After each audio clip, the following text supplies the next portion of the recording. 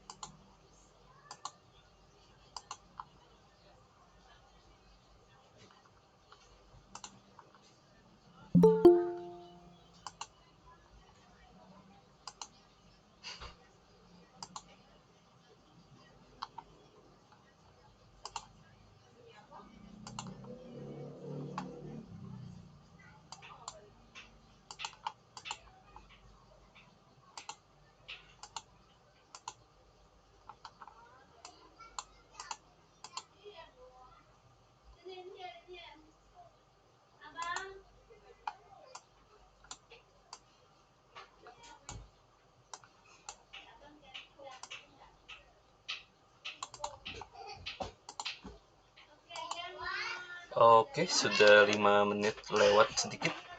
Kayaknya kita mulai saja kali ya. Oke, sip. Alright, kita akan mulai online webinar hari ini.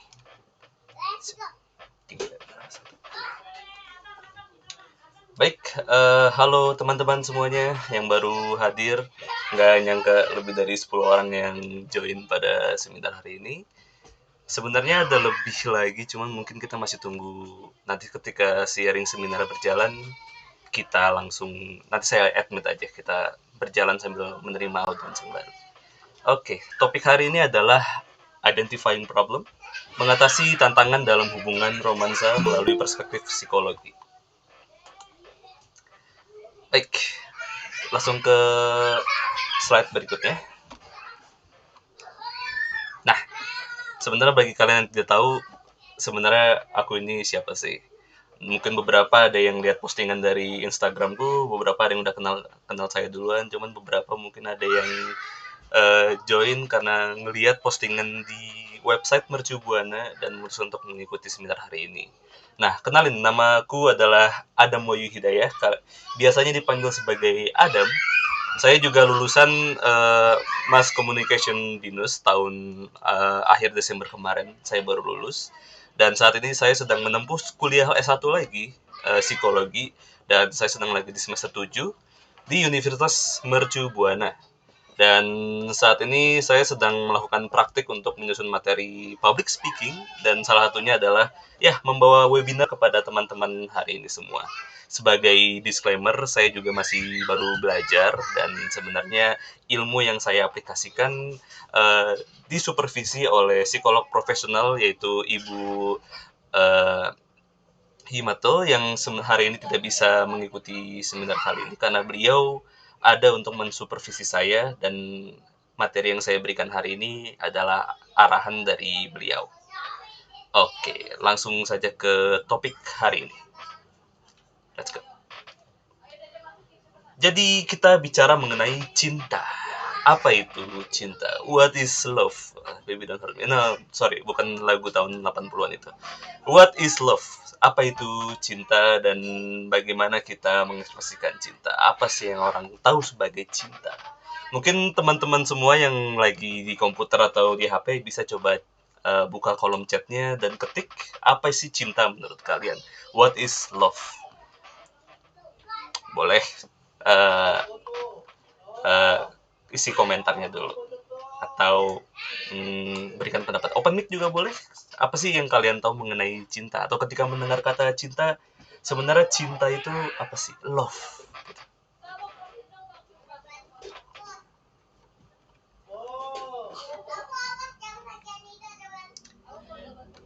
Peeling and sharing an orange.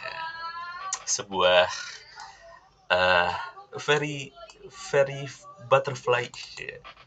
Oh, buta. Ada yang menyebut sebagai buta.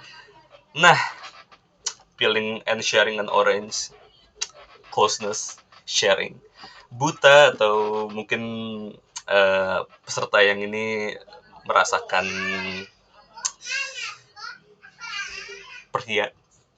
sebuah perkhianatan dalam cinta. Chemical imbalance. Ketidakbalancingnya suatu zat-zat yang ada dalam kepala kita, perasaan kita. Acceptance. Nah, ada beberapa setiap orang mempunyai versi mereka masing-masing terkait apa itu cinta, what is love. Dan umumnya cinta itu emang dideskripsikan sebagai bagaimana kita mengapresiasi orang lain, bagaimana kita memberikan afeksi atau penerimaan, acknowledgement, atau bahkan sekedar keberadaan kita untuk mau ada untuk orang lain itu adalah bisa dikatakan sebagai cinta. Untuk beberapa orang cinta itu memiliki banyak makna. Balik lagi, ada yang bilang buta, atau feeling sharing an orange, atau chemical imbalance, acceptance, bahkan equivalent exchange and equality. Tapi ya, dalam sudut pandang psikologi, sebenarnya cinta itu bisa sederhanakan dalam bentuk keterkaitan dengan satu sama lain. Pasti harus ada dua individu, satu individu dengan satu individu yang lainnya. Bisa berbentuk teman atau keluarga atau kekasih kalian sendiri.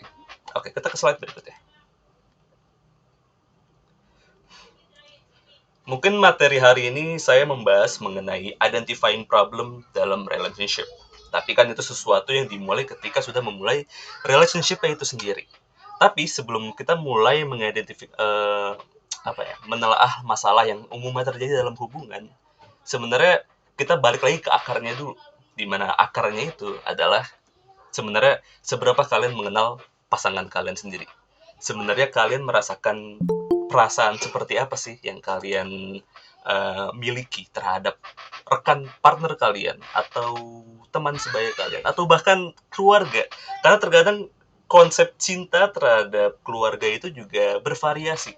Mungkin kita terlalu dibutakan mengenai cinta ya cinta. Gue lahir dengan dia, gue tumbuh dengan dia, itu adalah cinta.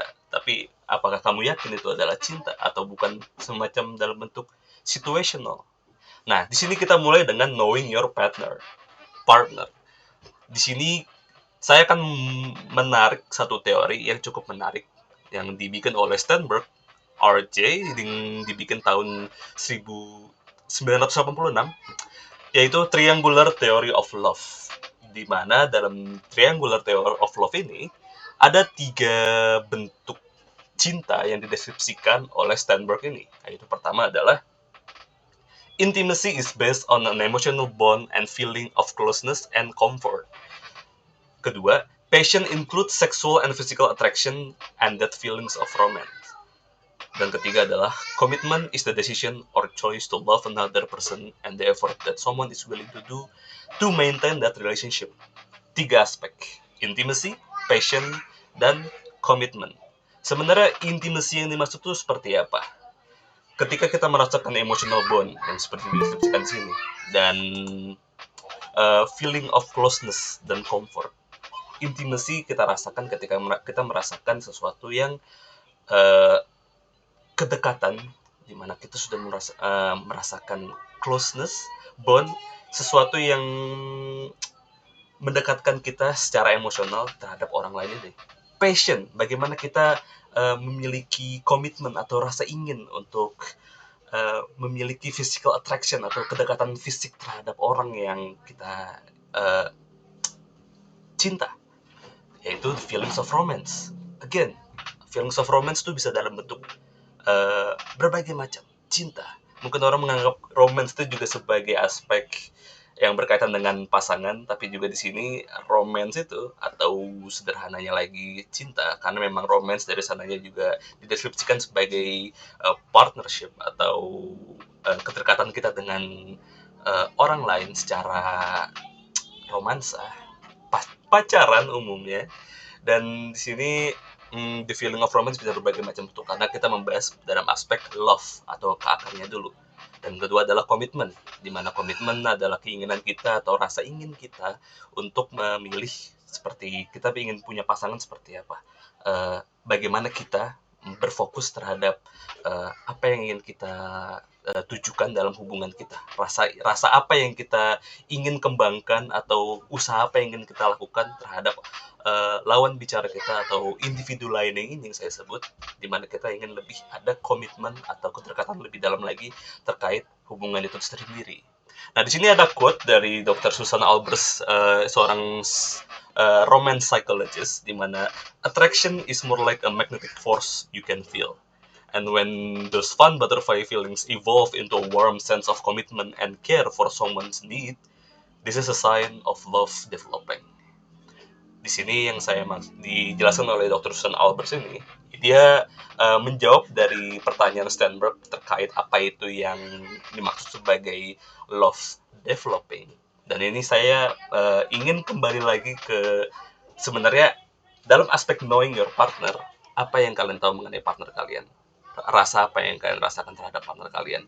Apakah itu cinta? Apakah itu hanya admiration? Hanya kalian suka karena suka aja, tapi tidak ada rasa intimacy atau tidak ada rasa ingin komitmen? Karena ya kesana seperti kalian melihat kucing yang lucu sekali, tapi tidak ada rasa kayak gue pengen bawa dia pulang atau gue pengen melihara dia. Mungkin bisa dialegorikan seperti itu. Dan di sini bagaimana kalian mengenal partner kalian adalah aspek yang cukup penting. Karena ketika kalian mulai mengetahui bagaimana kalian mengenal partner kalian, mengetahui sebenarnya gini, secara sederhana, ketika kita bicara soal partner atau memilih seorang partner, itu adalah seseorang yang pada dasarnya ketika orang memiliki hubungan itu, kalian pasti ingin yang ada namanya kebersamaan. Dan kebersamaan ini tentu saja kalau kita bicara dalam aspek yang serius, tidak sementara itu adalah hal yang dalam jangka panjang, karena kalian ingin menghabiskan waktu dengan satu orang ini sampai kalian, ya indahnya adalah sampai kalian mati. Keinginan kalian untuk dengan satu orang ini itu bukan ada sesuatu yang hanya sekedar kayak gue jalanin aja dulu deh, nanti juga lama-lama kita bakal ke develop feelings, atau enggak kadang ada istilah yang suka saya dengar adalah I can fix him, I can fix her. Don't do that, that's wrong. Karena ketika kalian merasa vulnerability orang lain menunjukkan aspek dari diri kalian, kalau kalian lebih superior atau kalian lebih bisa ngerasa untuk memperbaiki orang lain itu, apakah kalian yakin itu adalah cinta? Apakah kalian yakin itu bukan hal lain? Mengidentifikasi hal seperti itu sebenarnya adalah aspek yang cukup penting ketika kalian ingin tahu sebenarnya apakah kalian cocok dengan partner kalian, dan terutama partner yang kalian inginkan untuk tinggal bersama sampai akhir nanti. Itu dalam aspek knowing your partner. Oke, slide berikutnya. Nah, di sini kita masuk ke bagian relationship, karena dari lihat dari isi survei yang kalian sudah dari isi form ketika kalian registrasi, saya menanyakan apakah kalian single atau tidak. Dan kebanyakan kalian jawab 80% jawabnya kalian sudah memiliki pasangan. Mungkin karena kalian melihat judul seminar saya, tentu saja yang sudah mempunyai pasangan ingin mengetahui bagaimana kita mengidentifikasi masalah dalam hubungan. Nah, tapi juga beberapa ada yang single. Nah, untuk yang single atau yang masih belum punya pasangan, ini juga bisa jadi pelajaran atau insight untuk kalian yang bisa di aplikasikan ke dalam kehidupan kalian, dan saya harap bisa membantu. Nah, what is healthy and unhealthy love? Oke, slide berikutnya. Nah, ada 5 pertanda dalam cinta yang tidak sehat. Karena mungkin ngejawab peserta Jihan yang menyebutkan sebagai cinta itu buta, sebenarnya cinta itu bisa dibilang indah atau tidak indah, andaikan kita bisa mengetahui 5 faktor utama ini. Karena hubungan yang sehat itu bukan hanya sekedar hubungan yang lovey-dovey atau dari awal sudah langgeng atau dari awal sudah nyambung gitu loh. Nah, aku pengen tahu dulu nih, kalian juga boleh open mic atau isi di chat, sebenarnya buat kalian itu red flag itu kayak apa sih? Sebenarnya dalam pacaran itu, kalian nggak pengen apa sih dari partner kalian? Atau mungkin boleh nih yang bilang buta tadi, kenapa dibilang buta gitu? Ditinggal, uncertainty, rasa tidak yakin, bahkan maksa. Oh my god, that's so bad. Maksa, ditinggal, uncertainty. Itu emang ada beberapa faktor yang orang yang nggak bisa ngasih mutualisme, atau kalau semua teman-teman kita nggak suka sama dia dan semua teman-teman dia nggak suka sama kita. Yeah. Kan ngirim real route. Oke. Nah, beberapa aspek ini memang terdengar red flag, tapi kita coba gunakan 5 faktor ini. Uncertainty, ditinggal, maksa-maksa, orang yang nggak bisa ngasih mutualisme, atau ada yang bahkan minta disembah. Nah, aspek pertama adalah intensity. Intensity di sini adalah contoh sederhananya gini, kalau kalian mengebayangkan hubungan yang sehat itu at least secara pribadi adalah sesuatu di mana kita mulai mau memahami satu sama lain, ada komunikasi yang mau mendekatkan kita dengan partner kita, dan di mana kita bisa mentoleransi satu sama lain. Nah, di sini intensity, setidaknya pasti ada semua orang mengalami ini, di mana atau nggak pernah melihat kasus ini, di mana kalau versi baik-baiknya adalah, aku udah gak ketemu kamu beberapa hari nih, kangen. Nah, itu gak apa-apa. Tapi yang bahayanya adalah, kamu kemana aja 5 menit? Kamu kemana aja 2 menit ini? Kamu 3 menit gak ngebalas chat aku, kamu kemana aja? Kamu selingkuh ya? Kamu ini ya? Intensity. Dan itu sebenarnya dari aspek pertamanya aja udah cukup red flag. Karena ya unhealthy love adalah dimana kalian merasa sebuah obsessiveness pasangan kalian itu, atau bahkan dari kalian sendiri, melewati batasan yang cukup berlebihan, di mana sebenarnya hubungan itu kan mengenai kepercayaan, dan ketika kalian membangun kepercayaan itu sendiri, kepercayaan itu juga emang sesuatu yang tentu saja dibentuk oleh kalian berdua, tidak hanya satu sama lain. Ketika ada paksaan, balik lagi ke aspek yang tadi ada maksa-maksa itu, tentu saja kalian harus mengetahui kalau itu adalah aspek yang tidak sehat. Isolation di sini adalah ketika pasangan kalian atau bahkan kalian sendiri ngerasa pasangan kalian adalah milik kalian. Kepemilikan, karena di sini kepemilikan itu ya sebenarnya pasangan kalian itu bukan objek. Kita sebagai manusia ketika kita memiliki pasangan, tentu saja kita inginnya bekerja sama. Ini tidak hanya pacar ya, tapi bisa jadi keluarga atau hanya teman. Karena beberapa kali saya juga tahu beberapa teman yang memang cukup posesif terhadap teman dia yang lain. Bahkan nggak boleh biarin temannya pacaran sama orang lain.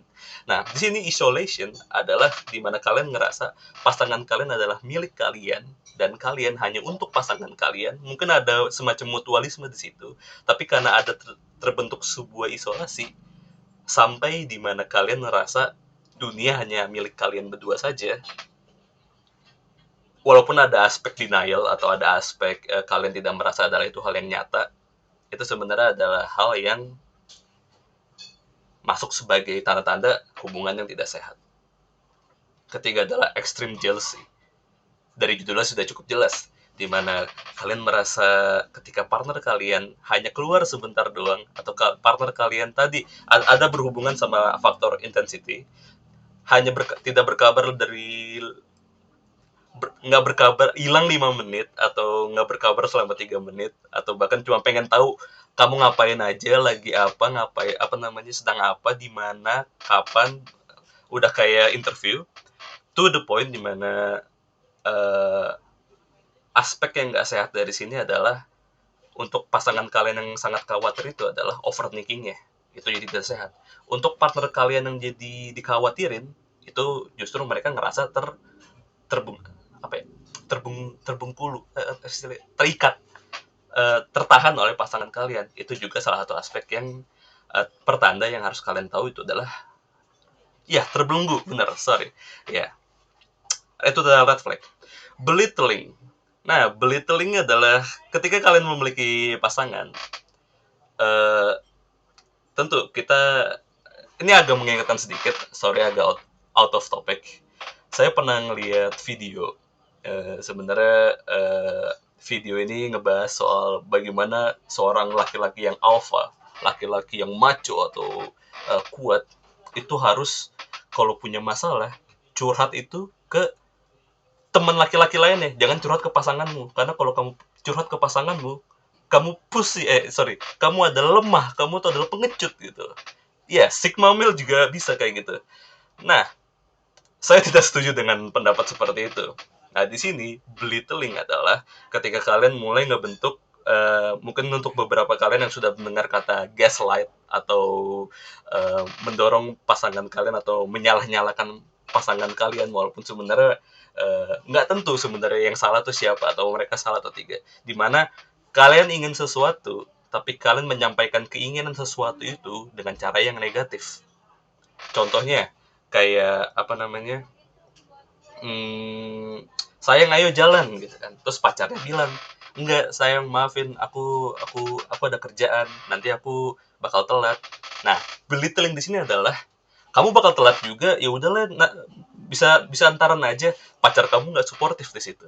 Ketika pacar kamu nggak suportif, atau pasangan kamu nggak suportif, atau teman kamu nggak suportif, itu juga sebenarnya pertanda itu sudah mulai bahaya, red flag. Nah, volatility. Nah, di sini adalah aspek terakhir, dan volatility ini sebenarnya sedikit berbahaya, to the point dimana ketika ada gimana jelasinnya, kalian pacaran, setidaknya mungkin pernah dengar juga cerita kayak gini, aku sayang kamu, aku juga sayang sama kamu, tapi kalau kita putus aku bakal bunuh diri, atau enggak kalau kita putus aku bakal gantung diri, atau aku bakal lompat dari gedung ini. Itu adalah volatility.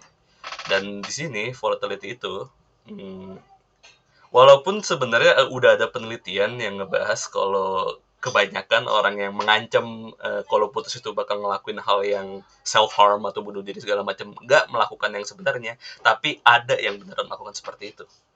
Dan mungkin kita bisa mungkin ada sentuhan sedikit orang dengan memiliki gangguan kejiwaan borderline personality disorder, tapi mungkin kita tidak pergi ke sana karena umumnya volatility di sini adalah bahaya, karena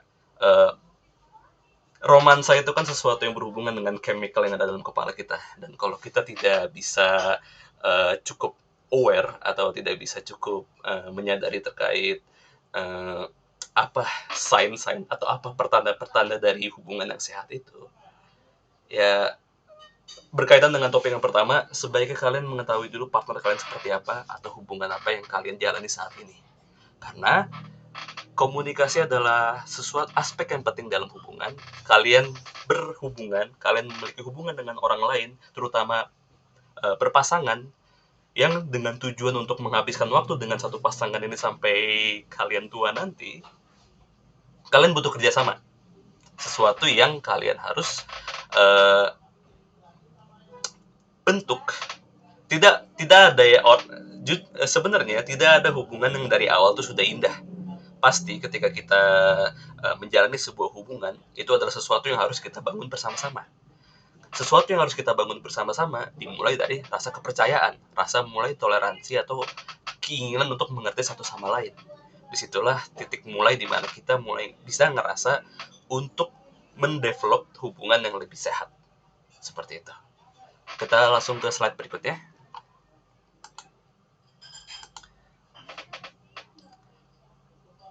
Nah, sebelumnya saya pernah ngelakuin survei mengenai masalah-masalah yang umum ketika lagi dalam hubungan, dan beberapa jawabnya dalam bentuk seperti ini. Umumnya, masalahnya adalah skala prioritas dalam menjalani hubungan. Sebenarnya apa sih yang penting dalam hubungan? Aku mau berhubungan dengan dia dengan tujuan apaan? Buat apa sih kita pacaran? Buat apa sih kita sama dia? Apakah aspek politik keluarga maksud saya, atau emang terpaksa, situational, atau mungkin paling buruknya adalah hamil sebelum nikah, bisa jalan seperti itu. Ada aja masalah seperti itu, tapi yang paling umumnya adalah, karena kita tidak mau bahas yang lebih ekstrim, kita bahas yang lebih umumnya dulu saja ya. Dan dalam yang lebih umumnya di sini adalah ya skala prioritas. Kedua, tujuan dalam memiliki hubungan, apa yang dicari dalam hubungan, atau apa yang dicari dalam hubungan. Ketika ada yang memiliki ketika berpacaran atau ketika sedang berhubungan dengan partner mereka nggak tahu apa yang mereka cari. Ini mungkin bisa dikaitkan dengan aspek orang yang berhubungan dengan tujuan itu jalanin aja dulu, pengen tahu ini bakal sejauh apa sih. Manajemen waktu dan ruang pribadi dalam hubungan ini memang masalah yang umum dan emang berkaitan dengan datang dari pribadi sendiri dibanding orang lain. Mungkin juga bisa kita kaitkan lagi dalam aspek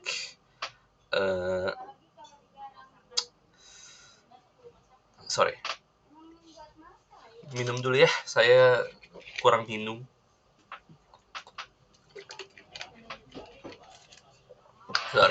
Oke. Manajemen waktu dan ruang pribadi dalam hubungan. Nah, di sini komitmen itu masuk ke dalam aspek ini, di mana kita mulai ngerasa apa sih yang kita bisa lakukan untuk partner kita. Sebenarnya sulit untuk kita, tapi ketika kita memiliki pasangan, sebenarnya indahnya kita memiliki pasangan adalah kita dapat bantuan dari pasangan kita, tapi memang sulitnya adalah ketika kita terlalu fokus ingin mengharapkan bantuan dari pasangan kita. Ketika kita harus menjadi orang yang memberikan bantuan itu memang sedikit agak beban, dan itu memang sesuatu yang harus dikerjakan lewat komunikasi. Kesulitan dalam menyeimbangkan kehidupan pribadi, profesional, dan hubungan, ketidakpastian tentang masa depan bersama, kesulitan dalam mengenal perbedaan budaya. Nah, perbedaan budaya, nilai, atau latar belakang keluarga, ini bisa dikaitkan dengan skala prioritas kalian.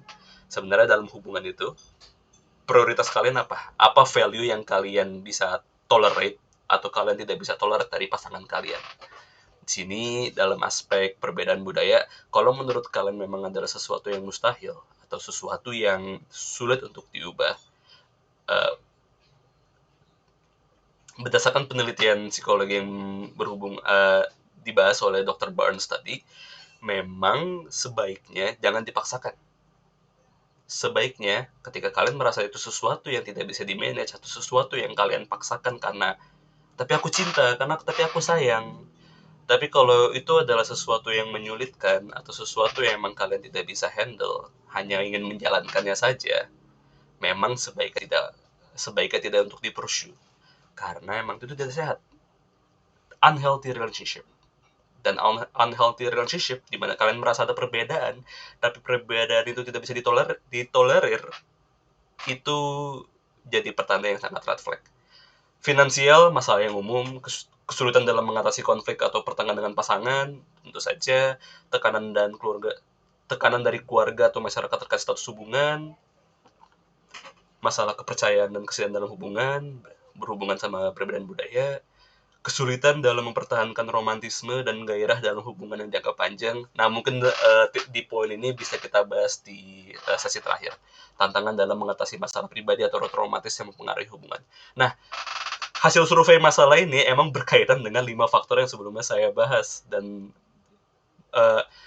banyak orang yang tidak bisa menyadari ketika hubungan mereka itu mengarah ke pertanda yang memberikan tanda-tanda yang negatif atau tanda-tanda yang red flag.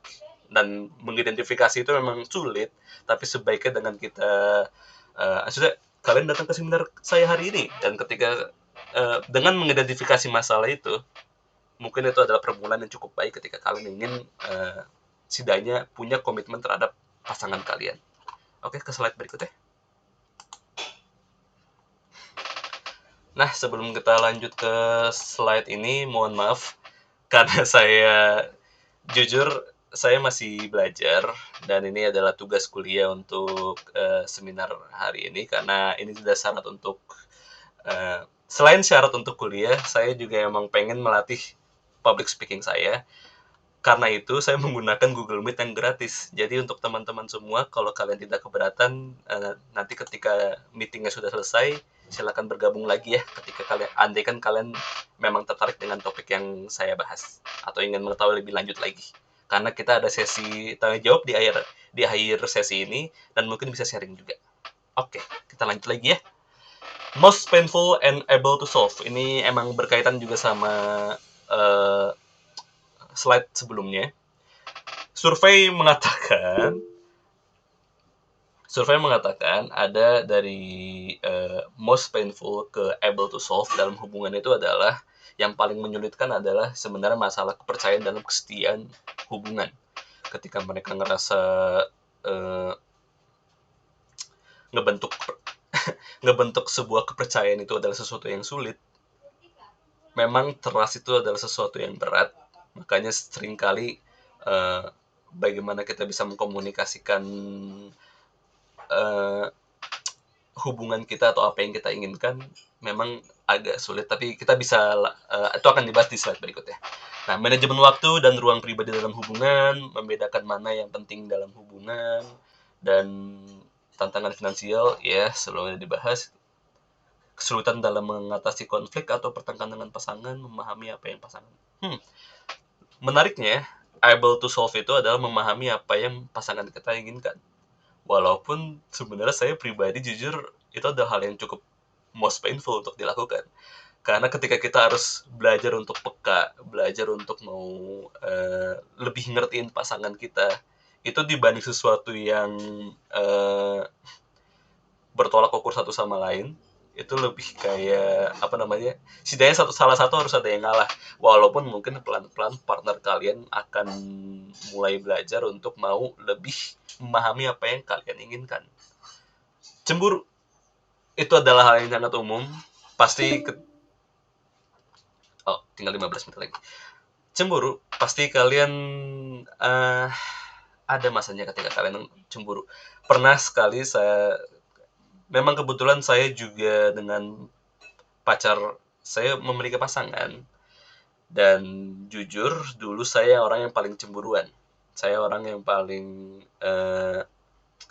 khawatiran dikit-dikit kalau dia sama siapa atau dengan siapa atau melakukan dengan siapa. Dan pasangan saya ini mulai berkesimpulan di mana ketika saya terlalu cemburu, dia tidak suka dengan sikap saya, di titik di mana dia marah dan bilang, kalau kamu khawatir terus, kalau kamu nggak bolehin aku ini terus, aku jadi nggak punya teman. Kalau kamu pengen aku kayak gitu, ya udah, so be it. Kamu pengen aku kayak gitu apa enggak? Ya karena saya berusaha jadi pasangan yang pengertian, ya nggak mau. Cuman kan jadinya kayak what? Oh no, gitu kan. Dan ya mengatasi rasa cemburu atau mengatasi konflik terhadap rasa cemburu itu sesuatu yang emang perlu kita pelajari, dan bagaimana kita bisa mengkomunikasikan dengan baik, membedakan antara diri sendiri dan kita sebagai pasangan. Berhubungan dengan aspek isolasi, tapi lebih fokus ke bagian bagaimana sebenarnya yang kita mau atau yang kita mau secara pribadi atau yang kita inginkan sebagai pasangan itu, pembedanya apa sih? Sebenarnya yang ketika kamu berhubungan itu untuk ego kamu sendiri atau untuk kalian sebagai berdua. Karena balik lagi, sesuatu yang kalian lakukan secara bersama-sama atau kerjasama itu adalah kalian lakukan bersama-sama, bukan lakukan sendiri. Ketika kalian mulai ada rasa untuk mengatur pasangan kalian atau pasangan kalian mulai merasa untuk mengatur kalian, untuk diselesaikan memang sangat sulit dan itu masuk ke dalam faktor pertanda hubungan yang tidak sehat. Kita bisa langsung ke slide berikutnya. Nah, ke main topik hari ini, what to do to have healthy relationship. Bagaimana kita bisa mendapatkan hubungan yang sehat atau bagaimana kita bisa merasakan hubungan yang sehat. Nah, ke slide berikutnya, Tom. John Davila atau seorang psikologis dan peneliti yang pernah ngebahas mengenai 3 aspek utama terhadap apa yang membuat hubungan itu menjadi sehat, dan mungkin beberapa poin sebelumnya saya pernah bahas, di mana ada 3 aspek: insight, mutuality, dan emotion regulation. Nah, di sini insight, mutuality, dan emotion regulation adalah 3 aspek utama yang dia pernah teliti, yang menurut dia bekerja di mana kita bisa mendapatkan hubungan yang sehat. Despite walaupun mungkin kalian merasa partner kalian adalah partner yang nggak tepat, atau kalian masih bingung atau labil dengan pasangan kalian, bisa di perlahan-lahan kita cari tahu dan kita mulai korak-karik bagaimana kalian bisa mendekatkan diri kalian atau mendapatkan hubungan yang lebih sehat dengan pasangan kalian menggunakan 3 aspek ini. Pertama adalah insight, pemahaman mendalam atau wawasan yang dimiliki seorang tentang diri sendiri, pasangan, dan dinamika hubungan. Nah, di sini melibatkan kesadaran akan kebutuhan, keinginan, dan perilaku masing-masing dalam hubungan. Insight di sini adalah bagian di mana kalian mulai mengenali diri kalian sendiri dan apa yang kalian inginkan dalam hubungan kalian. Ketika kalian ngerasa sebenarnya gue pacaran buat apa sih? Atau enggak, sebenarnya yang gue pengen dari pasangan kalian apa sih? Pasangan gue apa sih? Gue juga nggak tahu apa yang gue pengen gitu. Dan ketika kalian nggak bisa mengetahui apa itu yang kalian inginkan, kalian bisa belajar untuk mulai mencari tahu sebenarnya apa yang kalian inginkan. Aspek komunikasi di sini berkaitan dengan insight. Dan bagaimana kalian masuk ke dalam aspek komunikasi ini, sulit bukan berarti mustahil. Bukan mustahil, tentu butuh latihan. Karena hubungan adalah soal kerjasama. Kerjasama di sini adalah bagaimana kalian mau mengkomunikasikan apapun yang kalian rasakan.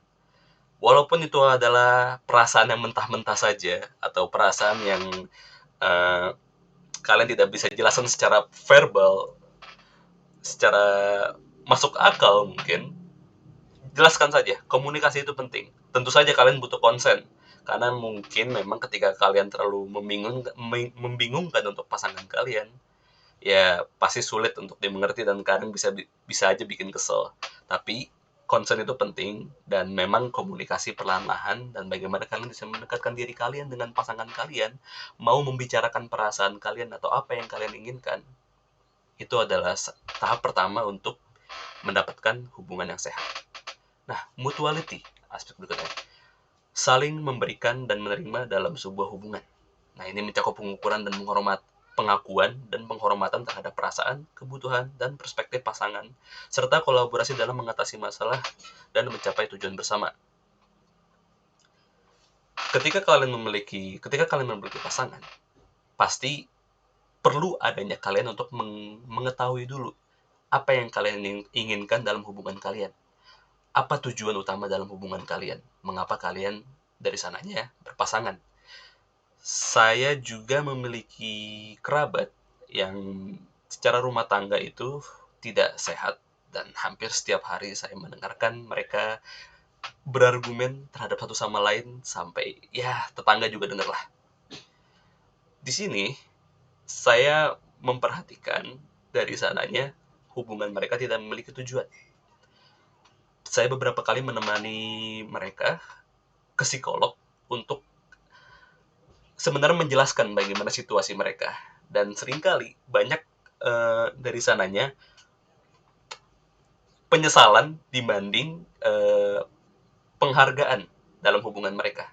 Mereka selalu mengatakan, andaikan seperti ini, andaikan tidak sama dia, andaikan tidak ketemu, andaikan nggak ada yang lahir, andaikan nggak ada itu. Mengapa hubungan mereka, atau mengapa sering adanya hubungan di mana orang merasa ada penyesalan dalam hubungan itu? Berkaitan dengan tanda-tanda di mana hubungan itu tidak sehat.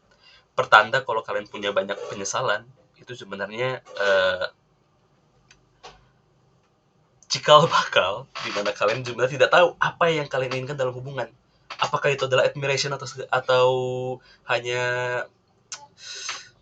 infatuation saja. Mutuality di sini sebenarnya ketika kita mulai mau memberikan dan menerima dalam sebuah hubungan, komunikasi juga, balik lagi, komunikasi adalah hal yang penting, dan masuk lagi ke dalam aspek insight, mencari tahu tujuan dalam hubungan kalian, dan mau memahami perasaan, dan mau mengetahui latar belakang pasangan kalian, mau mengenali pasangan kalian. Bahkan ketika kalian sudah menikah pun, kalian belum tentu sudah mengenal segala sisi pasangan kalian. Kita akan selalu mengenal hal baru dari pasangan kita, dan pasti pasangan kita akan tumbuh dengan kita. Pasti akan ada hal baru dari mereka yang perlu kita pahami, perlu kita mengertikan. Setiap orang punya latar belakang mereka masing-masing. Setiap orang punya alasan kenapa mereka di situasi mereka saat itu.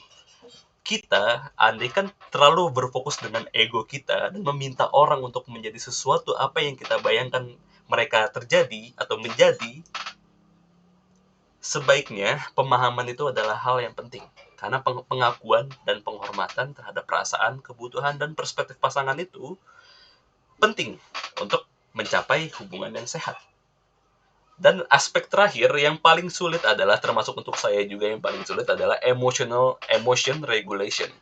Mengelola dan mengatur perasaan yang muncul dalam hubungan. Nah, ini termasuk mengenai pengenalan dan ekspresi emosi secara sehat, serta kemampuan untuk mengelola stres, konflik, atau situasi sulit tanpa merusak kualitas hubungan. Tantrum adalah hal yang umum. Berantem itu atau konfrontasi terhadap pasangan itu adalah hal yang pasti terjadi. Ingat, andaikan kalian sudah mengenal atau sudah mengetahui mengenai aspek-aspek tanda-tanda dari hal yang menandakan kalau hubungan itu tidak sehat, tapi kalian masih berantem juga, itu hal yang wajar.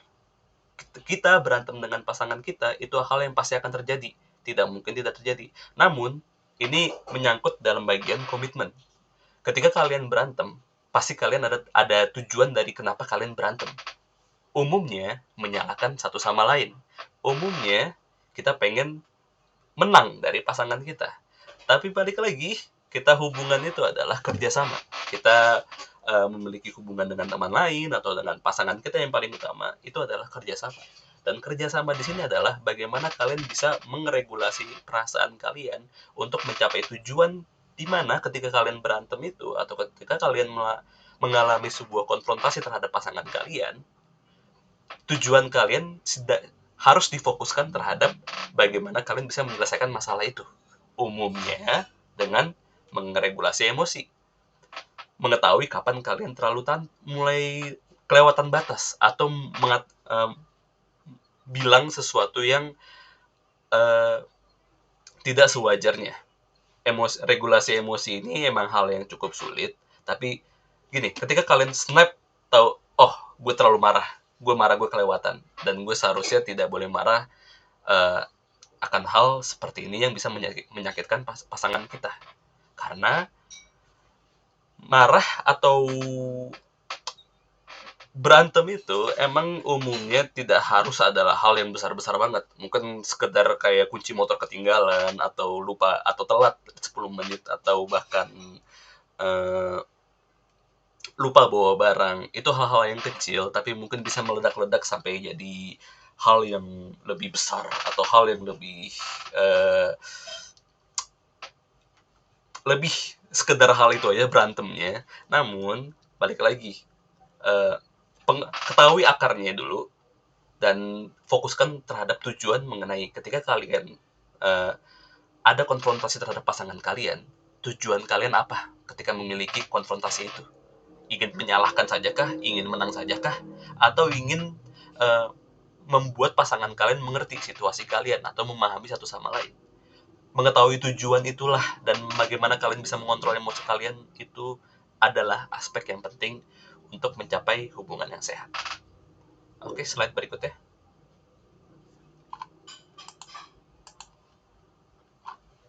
Oke. Nah, kita sudah mendekati penghujung webinar. Mungkin kita bisa merenung dulu. Kalian yang mau open mic atau ada tanya jawab bisa silahkan isi kolom chat atau open mic atau raise hand dulu. Dan di sini saya ingin merenungkan bahwa memang hubungan yang sehat itu atau ketika kita menjalin hubungan dengan orang lain itu bukanlah hal yang gampang. Bahkan seorang profesional pun, bahkan seorang psikolog pun pasti tidak akan lepas dari hubungan yang mereka sendiri pun pasti kesulitan untuk mengregulasi apa yang menurut mereka bisa jadi yang sehat atau bagaimana mereka bisa jadi mencapai hubungan yang lebih baik.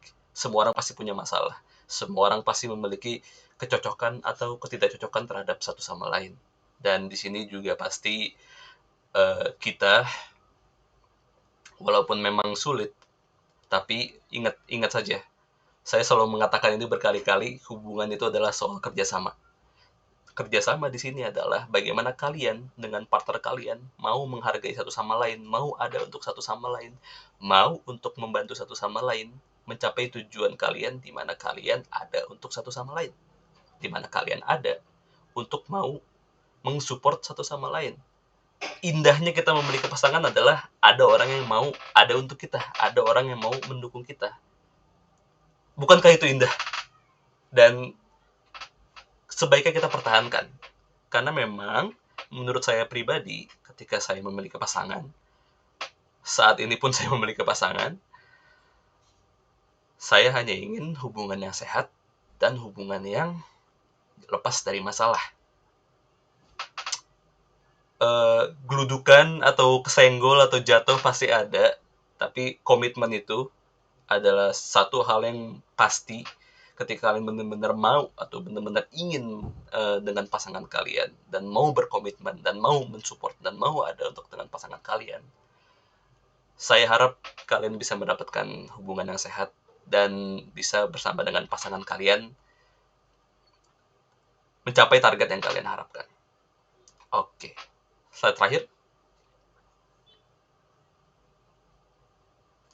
Akhir dari presentasi. Oke, sekian dari presentasi saya hari ini. Apakah ada yang ingin ditanyakan atau ingin ditambahkan?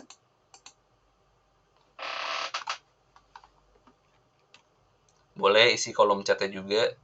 Sebenarnya webinarnya sudah mau berakhir sih. Jadi mungkin kalau ada yang mau tanya jawab bisa join lagi. Kita bisa masuk ke sesi diskusi.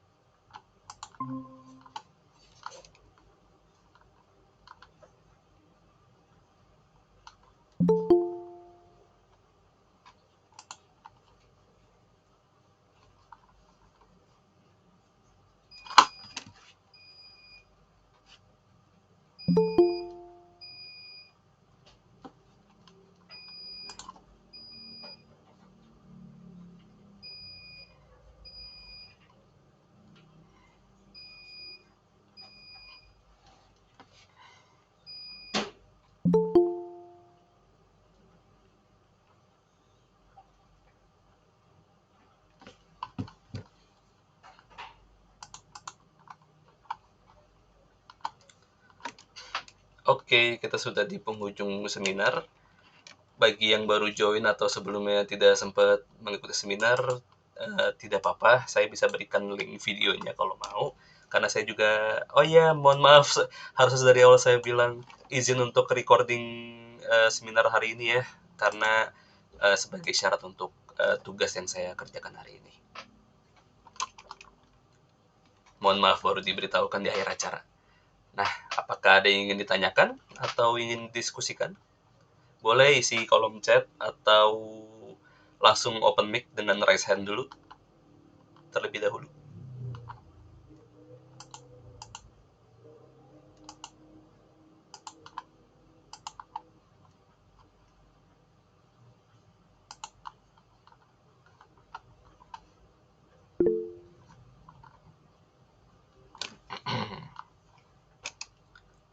Boleh Gumilang terlebih dahulu.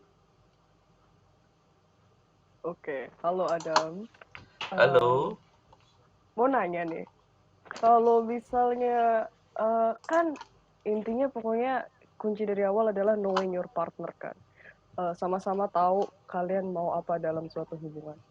Tapi kalau misalnya sama-sama mau situationship aja gitu tanpa ada tujuan apa-apa, itu menurut Adam sehat apa tidak ya?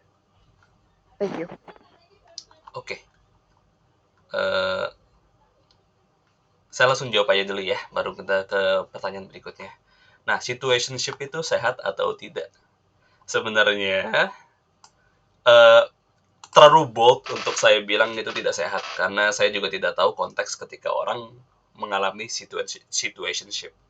Balik lagi, knowing your partner di sini yang saya maksud adalah ketika kalian mau mengetahui apa yang kalian mau dalam hubungan itu. Umumnya, hubungan yang saya bicarakan dari tadi adalah untuk memiliki target. Aku pengen komitmen dengan dia, aku ingin sama dengan dia sampai akhir. Akhir dalam konteks sampai tua atau sampai saya mati nanti. Dan situationship di sini, kalau dari sananya memang sudah ada konsen atau sudah mulai ada pengertian kalau kita hanya situationship dari hubungan ini, aku cuma pengen kita yang saya tahu dari situationship adalah kalian belajar dari hubungan itu sendiri, karena yang umumnya dari situationship itu adalah comfort, bukan, atau rasa nyaman itu sendiri terhadap hubungan kalian dengan pasangan kalian. Mengenai bagaimana hubungan itu bakal berjalan menjadi hubungan yang serius atau tidak, selama kalian sendiri atau partner kalian tahu kalau emang itu dari sananya adalah situationship, itu tidak apa-apa. Tapi kalau mulai ke develop feeling yang lebih lanjut, tapi adanya satu yang lebih gimana istilahnya ya, satu lebih berat dibanding yang lainnya, itu bisa mengarah ke hubungan yang tidak sehat. Karena balik lagi, ini soal kerjasama dan bagaimana kalian mau dari pasangan kalian, itulah yang sebenarnya kalau kalian tidak tahu, itu yang bisa dipertanyakan hubungan itu sehat atau tidak. Kalau emang dari sana sudah tahu, atau emang dari sananya pasti situationship itu ada tujuannya, dan kalau atau enggak pasti kalian tahu itu adalah situationship. Kalau emang dari sananya nggak tahu atau nggak jelas, kalau dari pribadi sebaiknya diklarifikasi saja terlebih dahulu. Seperti itu sih. Apakah menjawab, Gumilang?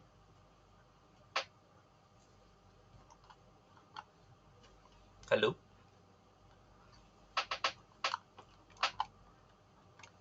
Oh iya, oke, thank you. Oke, berikutnya tadi ada Hanfar yang raise hand. Ada yang ingin tanyakan? Iya, halo, selamat malam Mas Adam. Oke. Perkenalkan, saya Aan dari Ciledug. Saya ingin bertanya. Tadi kan banyak sekali Mas Adam sudah memaparkan bahwa apa yang boleh dan tidak boleh dilakukan dalam suatu hubungan gitu kan. Kebetulan saya sendiri emang belum berhubungan sama sekali sama orang gitu, dan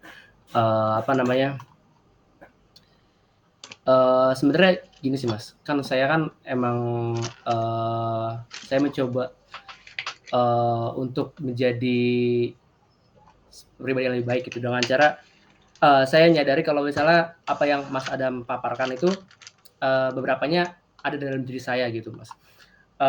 Kemudian yang ingin saya tanyakan adalah bagaimana caranya supaya kan sebenarnya nih banyak nih di internet kalau misalnya, oh iya, ciri-ciri red flag gitu kan, harus menjauh gini. Tapi itu nggak pernah ada yang membahas soal bagaimana caranya nge-redeem, apa sih bahasa ini, nggak ada red flag redemption itu nggak ada gitu. Saya tidak pernah menemukan itu sebelumnya gitu loh. Bagaimana kalau misalnya seorang yang ingin menjadi orang lebih baik agar bisa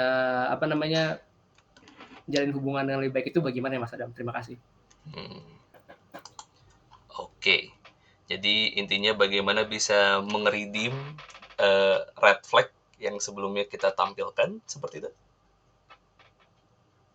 Benar Mas Adam. Oke. Ini sebenarnya topik yang menarik ya. Dan bagaimana mengredeem rasa red flag ya, atau enggak bagaimana kita bisa kalau dari pemahaman saya, dan terutama juga mungkin kita bisa kaitan dengan 5 faktor red flag, faktor hubungan yang tidak sehat itu seperti apa. Begini, baik kita mengetahui kalau kita itu red flag itu sebenarnya adalah hal pertama yang sangat bagus ketika kita bisa sadari. Banyak orang terlalu fokus ke menyalahkan orang lain ketika mereka merasa kalau orang bilang kita atau kita sendiri adalah red flag. Namun ketika kita tahu kita red flag di mana atau kita salahnya di mana, itu sebenarnya tahapan yang cukup bagus dan permulaan yang cukup bagus ketika kita mulai merasakan kayak, oh ya, gue ada salah, gue tahu. Nah, bagaimana mengredeemnya di sini datang dari diri kita sendiri. Gini, ketika kita ngerasa kita adalah orang yang red flag atau orang yang pernah melakukan kesalahan, memang mengredeem atau bertanggung jawab sama kesalahan kita itu adalah sesuatu yang sulit. Kita manusia inherently emang terlalu fokus ke salah orang lain dibanding baiknya orang lain. Kita pernah ngebantuin nenek-nenek sekali menyeberang jalan, ngelawan versus kita pernah nendang kucing sekali, orang bakal ngebahas kita nendang kucing sekalinya itu dibanding kita ngebantu nenek-nenek itu. Emang bukan perbandingan yang bagus, tapi memang jeleknya kita itu adalah sesuatu yang pasti akan lebih diingat terhadap orang lain.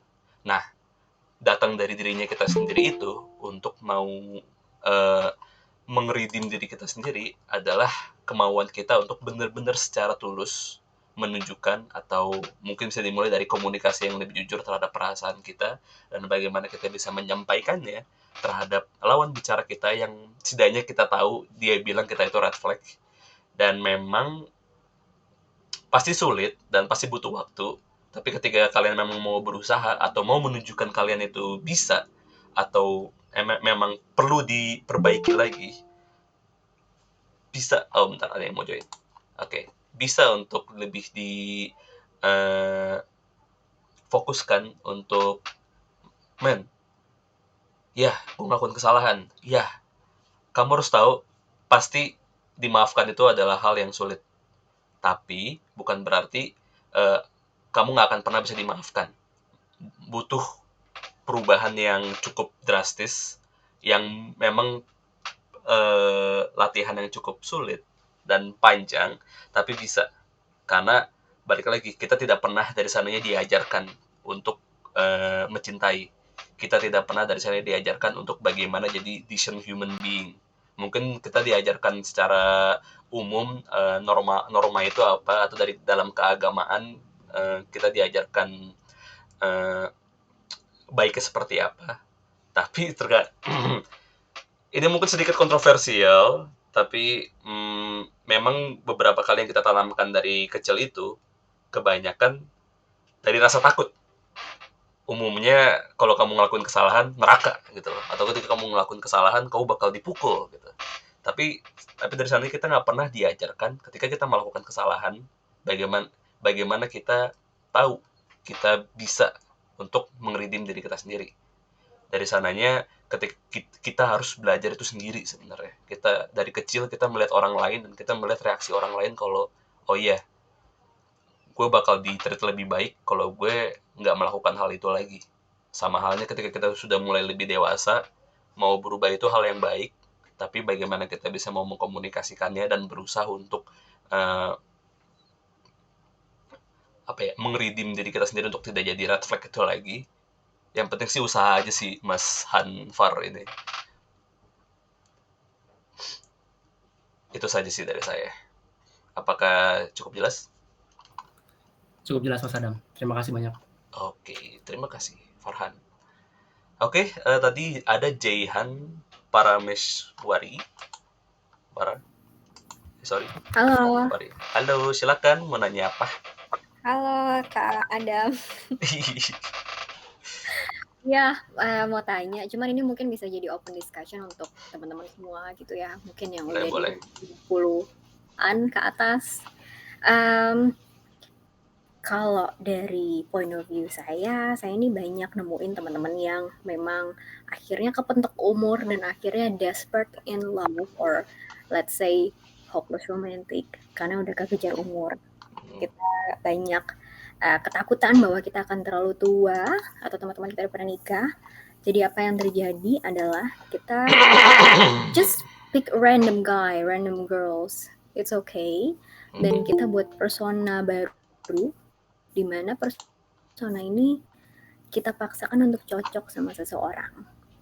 Jadi apa yang terjadi adalah not only it cause a toxic relationship could be happens in the future, but also create some toxic self. Dan saya lihat ini banyak terjadi. I was just wondering, kalau dari point of view-nya Kak Adam ini gimana? Dan apakah ini menjadi satu hal yang common? Apakah ini menjadi satu hal yang harus kita bisa solve in terms of kalau kita sudah memilih dengan orang tertentu, ya kita pertahankan persona yang kamu bawa itu pertama, walaupun itu memberikan toxic vibe in the end. Gitu. Or is it just we could just ya udah kita relain aja, kita menjomblo ya sampai tua gitu. Gitu sih. Nah, oke, pertanyaan yang cukup bagus. Jadi intinya bagaimana kita bisa lepas dari faktor umur kan hal yang emang cukup sensitif ya untuk banyak orang. Dan ketika kita ya tadi hopeless romantic, dan sini hopeless romantic ketika kita sudah mulai mencapai umur tertentu dan kita punya sebuah ide terhadap hubungan yang ideal, pasangan yang ideal itu seperti apa, dan kedua hal itu tidak ketemu satu sama lain, itu membentuk sebuah efek di mana kita akhirnya jadi bingung harus seperti apa gitu kan? Iya. Itu membuat kita jadi punya let's say toxic relationship karena itu bukan jati diri kita yang ketemu sama orang itu. Nah, ini sebenarnya agak berkaitan. Dulu saya pernah dengan teman-teman saya nongkrong, satu orang menanyakan, sebenarnya menemukan partner itu seperti apa sih? Kayak haruskah sesuai dengan selera gue? Haruskah sesuai dengan apa yang gue bayangin gitu? Dan sebenarnya sederhananya seperti ini. Lucunya, ketika kalian ingin menemukan sebuah pasangan atau partner, ini juga sebelumnya pernah diteliti juga, kalian tidak harus memiliki pasangan, satu, sesuai dengan idealisme kalian, kedua, tidak harus persis seperti dengan kalian. Begini, tadi Jehan bilang harus menyesuaikan diri terhadap pasangan kita yang kita pilih secara random, yang penting dapat cowok yang mau sama gue gitu kan. Nah, gini konteksnya, Yang namanya hubungan itu, tadi saya bilang kerjasama dan sesuatu di mana kita harus ada untuk mensupport satu sama lain. Ketika kita ingin mensupport satu sama lain, ketika kita ingin ada untuk satu sama lain, itu adalah setidaknya perasaan yang harus kita utamakan. Ketika kita memiliki pasangan yang memang kita awalnya harus sesuai idealisme kita, sesuai dengan apa yang kita harapkan, itu sebenarnya tidak harus.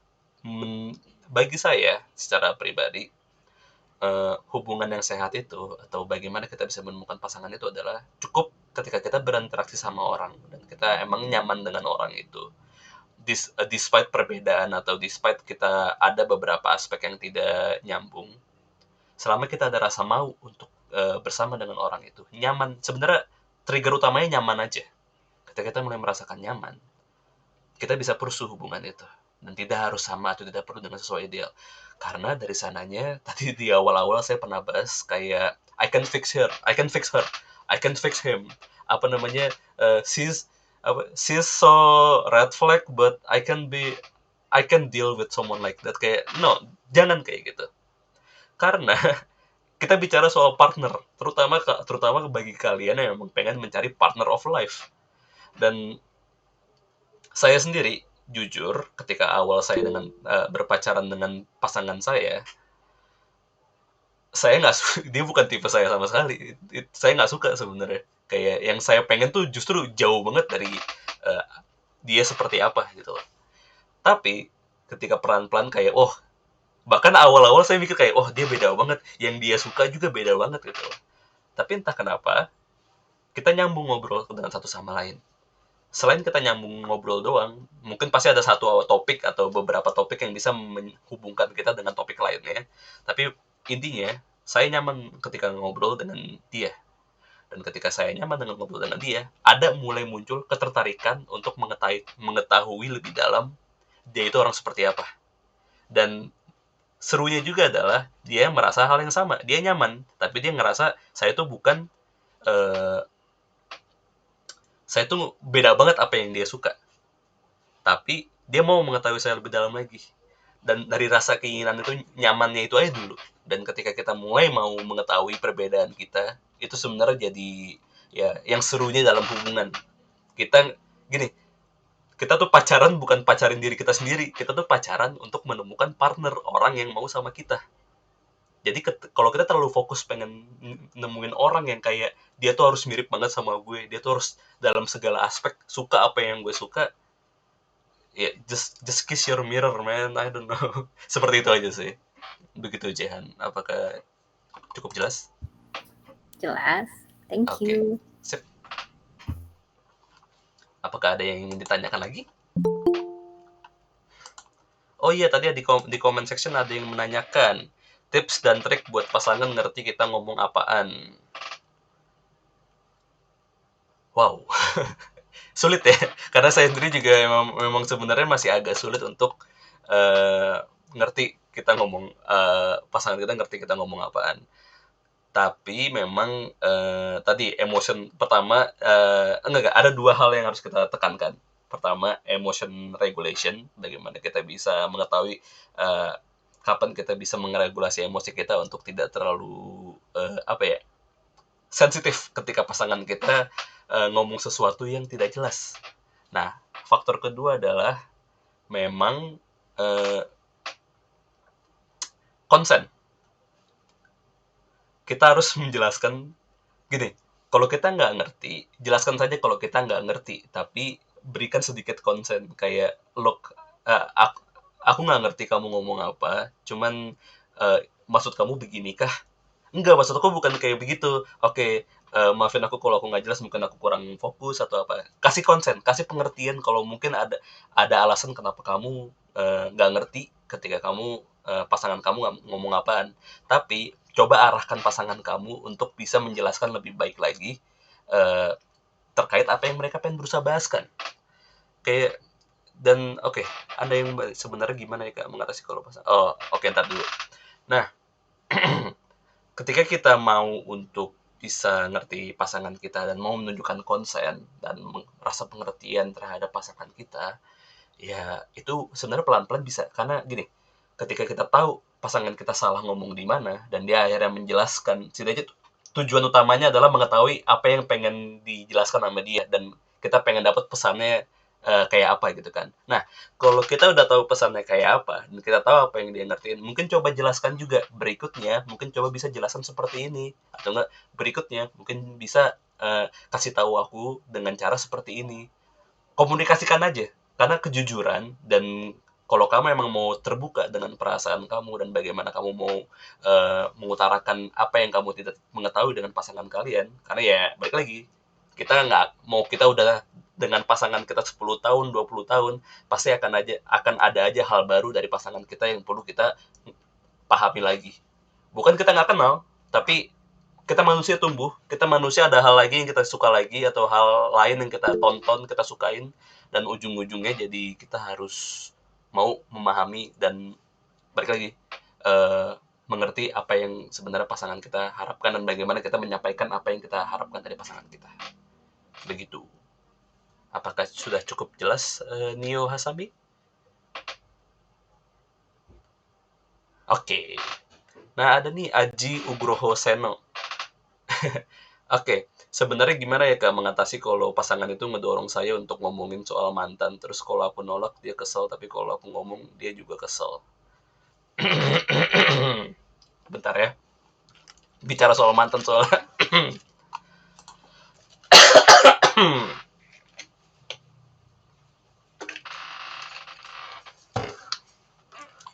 Waduh, mantan berat ya. Saya juga sebenarnya ada Hydrate King. Saya juga sebenarnya ada punya beberapa mantan juga yang memang awal-awal agak sulit untuk menjelaskannya. Tapi gini, ada dua cara lagi. Nah, ada dua cara lagi bagaimana kalian bisa kamu, kalau pasangan itu ngedorong untuk ngomong mantan, gimana sih supaya kamu ngomongnya lebih bener, atau enggak supaya nggak bikin dia kesel. Gini, cara pertama, konsen. Jelasin dulu konsepnya seperti apa. Dan terkadang ketika pasangan kamu nanyain soal mantan, dia tuh pengen divalidasi. Ya emang, ya sebenarnya tuh lebih ke apa ya, kasemaran atau butterfly gitu, di mana pasangan kalian tuh pengen disayang dengan cara membandingkan diri mereka dengan mantanmu. Tuh, biasanya membandingkan mereka dengan mantanmu ya gini, kalau kamu orangnya terlalu straightforward dan terlalu menjelaskan kayak, oh iya mantanku cantik, atau enggak, oh iya mantanku hebat, atau enggak, oh iya dulu mantanku pernah gini-gini sama aku, seru sih gitu-gitu. Ya mungkin coba hindari, ini masih tahap pertama ya, cara pertama ya, mungkin coba hindari untuk memuji mantan kamu. Bukan berarti menjelek-jelekan mantan kamu juga, tapi jelaskan apa adanya aja, karena ya setidaknya menjawab rasa penasaran, dan mungkin tambahkan lagi sedikit rasa validasi kayak apa namanya, ya ujungnya aku sama mantanku nggak cocok, makanya aku pilih kamu, dan aku mau sama kamu, jadi mungkin kita jangan bahas-bahas lagi soal mantan, karena ya aku juga nggak nyaman. Bisa aja seperti itu. Dan faktor kedua adalah konsen mengenai apa yang sebenarnya gini, coba kamu tanyain aja ke pacar kamu, emang kenapa kamu nanya.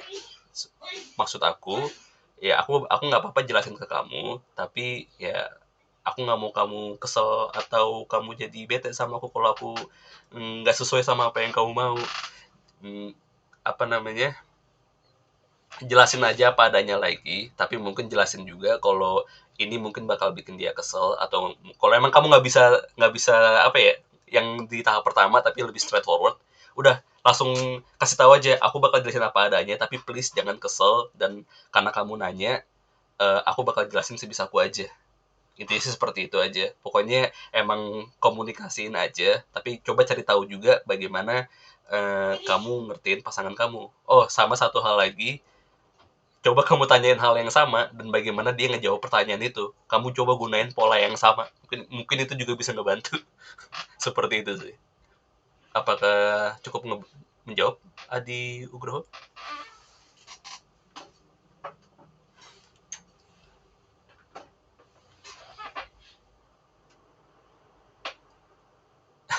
Iya, dibalikin juga bisa. Tapi sebaiknya coba konsen aja dulu, komunikasiin aja dulu. tapi memang ngertiin bagaimana cara dia menyampaikannya juga itu bisa jadi tapi balik lagi bukan untuk siapa yang menang atau siapa yang salah ya, tapi lebih kayak memahami pasangan kalian maunya apa dan biasanya bagaimana dia menjawabnya juga. Terkadang mungkin kalau sesuai atau tidak sesuai itu relatif, tapi balik lagi coba kamu ngertiin aja apa yang dia mau dari pertanyaan itu, intinya itu seperti itu aja sih. Oke, ke Rian tadi ya raise hand, ada yang ingin ditanyakan, boleh open mic. Yes, Adam. Halo, kedengeran nggak? Halo, kedengeran? Oke. Jadi mau nanya nih, kebetulan tuh dari in this relationship kita tuh punya love language gitu kan ya. Dan love language kita tuh ada yang nggak ketemu misalnya. Kayak misalnya love language dia itu quality time, love language aku itu physical touch. Nah, aku udah menemui kebutuhan love language dia, tapi dia belum bisa menemui sepenuhnya love language yang kebutuhan aku gitu misalnya. Tapi kita udah pernah ngomongin hal ini secara explicitly and like calmly, it's like a completely normal conversation gitu. Dan kayak udah di-resolve gitu, tapi kayak keesokan, kayak next day, next week, next month-nya tuh kayak nggak ada hasil gitu loh. Like inisiatif untuk ngerjainnya tuh kayak masih nggak ada. So gimana caranya kayak untuk ngomongin hal ini tapi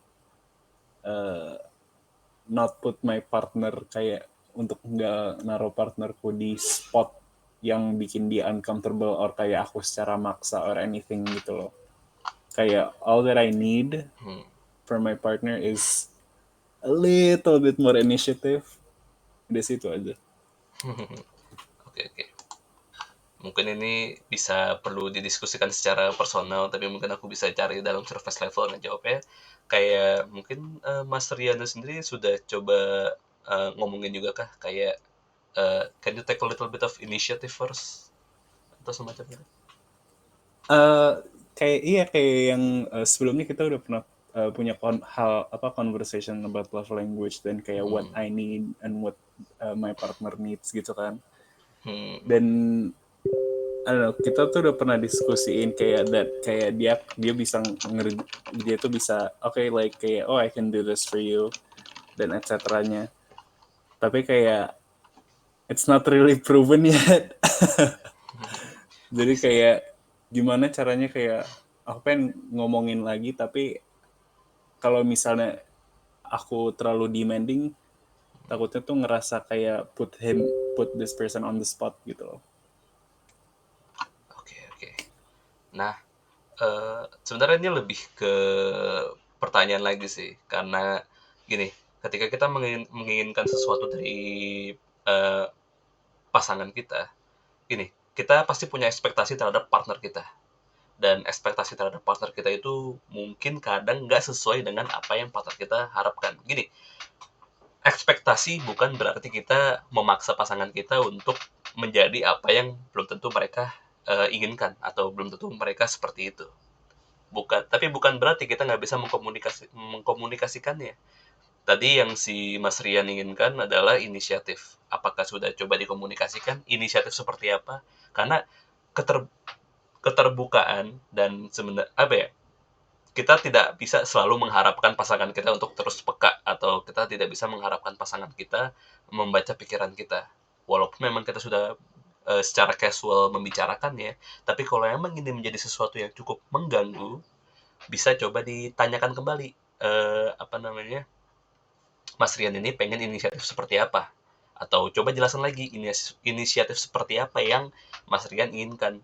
Tentu saja paksaan itu tidak bagus, karena kita menghindari dalam hubungan dalam bentuk apapun paksaan, karena itu emang tidak sehat. Tapi tidak berarti kita tidak bisa mengkomunikasikan terhadap apa yang kita inginkan dari pasangan kita. Karena terkadang inisiatif juga bisa perlu di-request gitu loh. Butuh consent juga. Dan nggak semua orang bisa memahami terkait inisiatif sendiri, kayak inisiatif kayak apa sih yang kau mau? Karena juga to be fair, aku dengan pasanganku juga punya love language yang sama, dia quality time dan aku pengen lebih ke physical touch. Tapi kadang juga sebenarnya kebalikan juga sih. Kadang dia yang pengen physical touch, aku yang pengen quality time. Tergantung mood sebenarnya. Tapi bagaimana kita mengkomunikasikannya, seringkali masalahku adalah bagaimana aku bisa mencapaikan kayak, men, inisiatif kayak apa sih yang kau mau, atau enggak aku bisa inisiatif kayak apa sih. Dan terkadang ketika aku ngelihat dia jadi ujung-ujungnya bete atau ujung-ujungnya ngerasa nggak nyaman, aku juga jadi bingung. Terkadang emang itu perlu dikomunikasikan, dan ketika kita mulai bisa mengkomunikasi terkait spesifik ini, karena emang kalau itu emang mengganggu, coba jelaskan aja secara lebih spesifik sebenarnya inisiatif apa sih yang kau mau, dan apa namanya, it would be nice if you could do this specifically to me, kind of stuff seperti itu sih. Apakah cukup membantu, Mas Arya? Jadi lebih kayak lebih direct gitu kali ya mintanya. Benar. Karena mengharapkan kepekaan tuh juga nggak selalu bekerja gitu. Ujung-ujung pasti bakal ada konfrontasi seperti itu biasanya. Iya, oke. Terima kasih.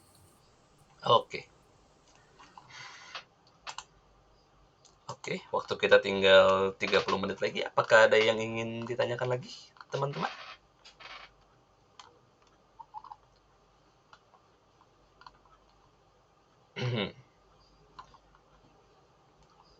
Oke deh, karena sudah banyak yang nanya-nanya juga, seneng sih banyak yang nanya-nanya juga. Dan mungkin kita akhiri saja ya. Kalau andaikan ada yang mau tanya lebih jauh lagi, atau mungkin pengen langsung direct message saja ke kontak aku, karena di grup itu nomorku sendiri. Aku yang ngurusin ini semua. Jadi kayak aku open kok untuk ngobrol-ngobrol, atau mungkin kita bisa sharing-sharing mengenai pengalaman kita, atau bagaimana kita nge-handle sebuah situasi. Oke, karena kita sudah di akhir acara, boleh nggak minta open cam semuanya untuk aku foto-foto?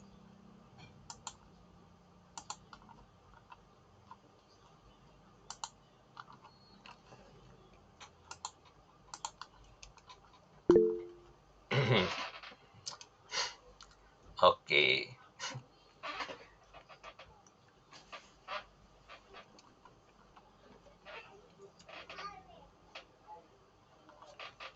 Sip. Untuk beberapa yang nggak bisa open cam, nggak apa-apa. Oke, kita mulai foto ya. 3, 2, 1. 3, 2, 1. Oke deh, selesai. Terima kasih semuanya sudah join. Maafin aku kalau aku ada salah ngomong atau salah kata, dan aku juga masih belajar, tapi perlahan-lahan emang karena kita makhluk hidup yang memang belajar, pasti kita akan melakukan kesalahan, tapi pada akhirnya kalau selama tujuan kita positif dan tujuan kita bagus, aku harap semuanya akan mencapai dengan tujuan mereka yang mereka inginkan. Selamat malam semuanya, karena besok libur. Semoga kalian bisa mendapatkan libur yang tenang dan istirahat yang cukup. Sampai jumpa, dan ketemu lagi di webinar berikutnya kalau ada lagi ya. Sampai jumpa. Terima kasih Adam. Thank you. Thank you Adam. Muchas gracias.